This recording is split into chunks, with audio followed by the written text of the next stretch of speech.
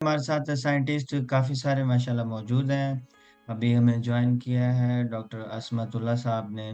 बहुत शुक्रिया सर आपका, आपने जॉइन किया अपने कीमती टाइम से। इसी तरह हमारे साथ मौजूद है डॉक्टर अब्दुल गफ़ार साहब भी।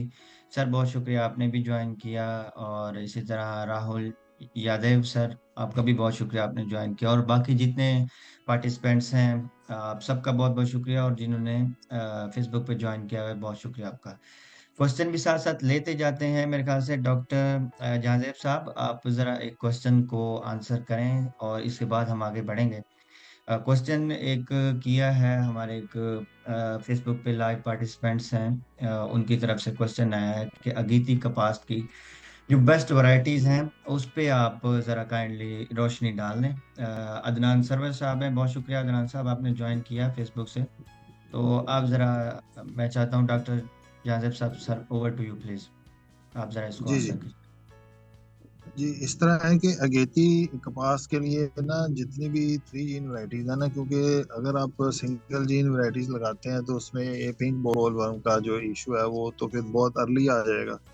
तो इसके लिए जितनी भी 3 जीन वैरायटीज है इस वक्त वो है CKC3, CKC6 और एक CKC1 है।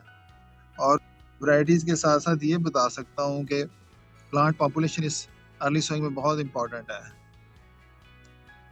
जो झाड़ीदार वैरायटियां हैं वो आप 2 फुट पे लगाएं, क्योंकि अभी ये लगने वाली है तो ये वाली एडवाइजरी बहुत ज़रूरी है।